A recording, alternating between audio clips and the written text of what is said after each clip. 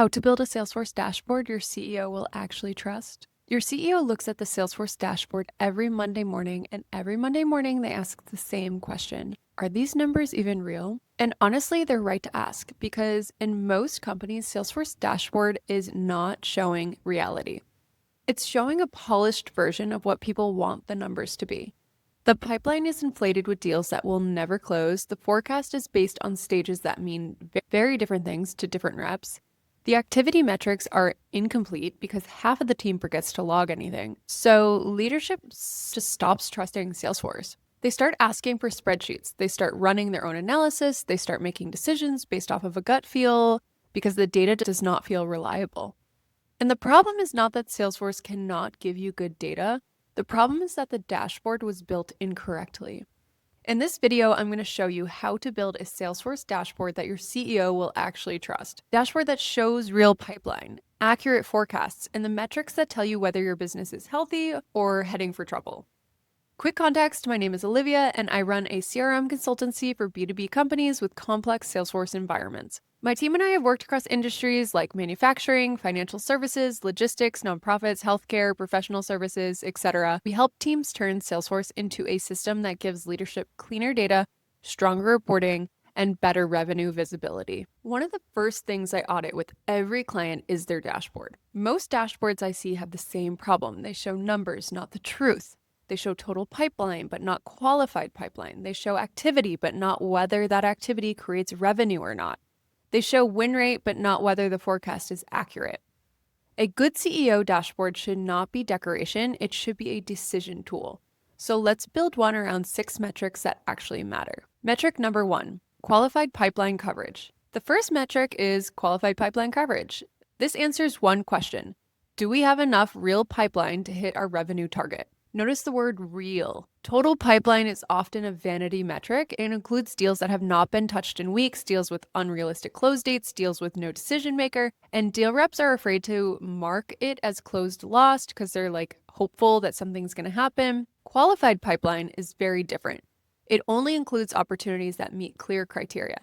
For example, active deal, close date inside a forecast period, recent activity in the last 14 days, stage past initial contact, next step defined, and decision maker identified. Once you have that number, compare it to your revenue target. If your quarterly target is $1 million and you have $4 million in qualified pipeline, you have 4 times coverage. For many B2B companies, 3 to 4 times coverage is healthy. Anything below that, you may not have enough pipeline. Way above that, you may have an inflated pipeline that needs cleanup. In Salesforce, build this with an opportunity report filtered only for your qualification rules. Then show coverage ratio as a gauge on that dashboard. Red means not enough coverage, yellow means watch closely, green means healthy. This gives your CEO one clear signal. Do we actually have enough real opportunities to hit that number? Metric number 2, weighted forecast accuracy. The second metric is weighted forecast accuracy. Pipeline coverage tells you how much pipeline you have. Weighted forecast tells you how much of that pipeline is likely to close. Because not every opportunity should be treated equally. A deal in discovery is not the same deal as one in negotiation. A $50,000 deal at 20% probability is not worth the same as a forecast value as a $50,000 deal at 75% probability. Weighted forecast solves this by multiplying each opportunity amount by its stage probability. For example, a $100,000 deal at 50% probability contributes $50,000 to the forecast. Then you compare the weighted forecast to the actual closed won revenue. If Salesforce predicted $200,000 and you close $190,000, your forecast is strong. If it had predicted $200,000 and you closed $80,000, something is broken. Either stage probabilities are wrong, reps are moving deals too far forward early, or the pipeline is not real. In Salesforce, use the standard probability field on opportunities or customize probabilities by stage. Then create a formula field for weighted value, amount multiplied by probability. Your dashboard should show weighted forecast, actual closed won, and variance. This helps your CEO trust not just the pipeline number, but the forecast behind it.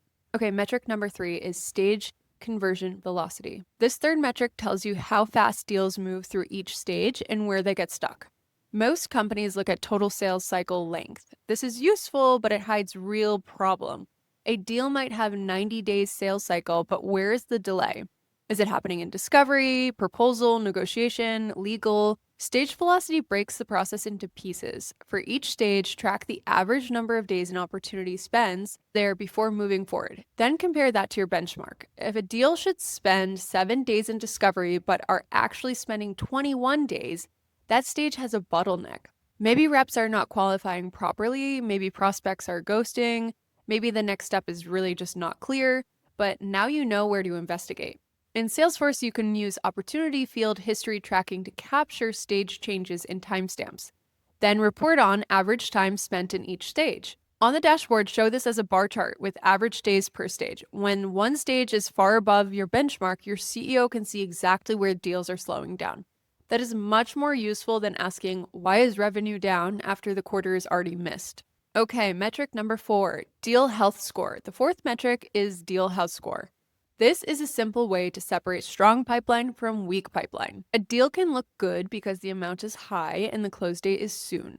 But if there has been no activity in 2 weeks, there's no next step, and there's no champion and no decision maker, that deal is not healthy at all. A deal health score gives each opportunity a score based on quality signals. For example, recent activity, clear next step, decision maker identified, multiple stakeholders are engaged, close date not pushed multiple times, the budget has been confirmed, the champion has been identified. Each condition adds points.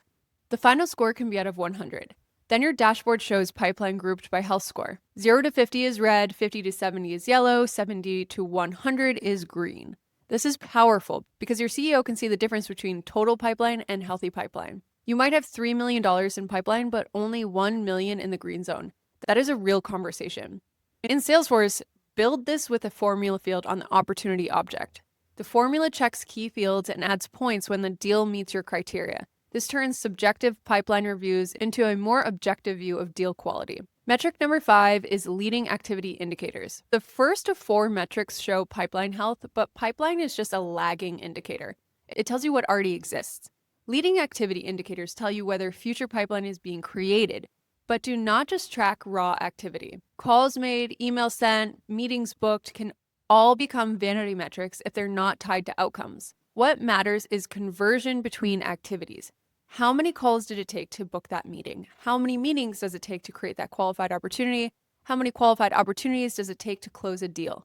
These ratios show whether your sales motion is working or not. If calls are high but meetings are low, the message may be weak. If meetings are high but opportunities are low, qualification may be poor. If opportunities are high but closed one is low, the closing process may need work. In Salesforce, create reports that connect activities to outcomes over time. Then show the conversion rates as trend lines. Your CEO does not need to know that the team made 1,000 calls. They do need to know whether those calls are turning into pipeline or not. That is the difference between measuring effort and measuring effectiveness. Number 6, rep performance distribution. The 6th metric is rep performance distribution. Most dashboards show individual performance, such as Sarah closed 50,000, Mark closed 75,000, the team closed 300,000. That is fine, but it does not show whether the team is healthy or not. A CEO needs to know the distribution. How many reps are above quota? How many are closing? How many are far behind? If most reps are near target, then the system is probably working. If 1 or 2 reps are carrying the whole number, the business has a structural problem. Maybe the quota is unrealistic, maybe onboarding is weak, maybe territories are slightly uneven, maybe the sales process only works for your top performers. Build this as a simple distribution chart. Group reps by quota attainment ranges 0 to 50%, 50 to 75%, 75 to 100%, and over 100%. And also add in over 100%. Now your CEO can see shape of the team, not just the headline revenue numbers. That matters because one strong performer can hide a weak system. A trusted dashboard should expose that before it becomes a revenue problem. So let's recap. If you want to build a Salesforce dashboard that your CEO will actually trust, focus on 6 metrics: qualified pipeline coverage, weighted forecast accuracy, stage conversion velocity, deal health score, leading activity indicators, rep performance distribution. Together, these answered the questions leadership actually cares about. Do we have enough real pipeline? Will it close? Where are deals getting stuck? Which deals are healthy? Are we creating future pipeline? Is the team performing consistently? Etc. That is what a CEO dashboard should do. It should not make the numbers look good. It should make the business easier to understand. If you only improve one thing this week, let's start with qualified pipeline coverage. Remove stale deals, define your qualification rules, and show leadership the difference between total pipeline and real pipeline. That one change can completely change the quality of your revenue conversations. And if you want the complete system for building this properly, I cover it inside of my Salesforce Revenue Optimization Program. Inside the program, I walk you through this exact CRM optimization process I use with B2B companies that need Salesforce to support complex sales, operations, reporting, and revenue workflows. That includes dashboards, pipelines, architecture, forecasting, reporting, automations, lead management, renewal workflows, data quality systems. It is designed for teams that know that Salesforce should be giving leadership better visibility, but do not want to spend months figuring everything out from scratch or hire an expensive consulting firm. You can find it at start.freethinkersconsulting.com. The link is also available in the description. But whether you join this program or build it yourself, stop accepting dashboards that nobody trusts. Your CEO should not need a spreadsheet to understand the business. Salesforce should already show the truth. That's it for today. I'll see you on the next one.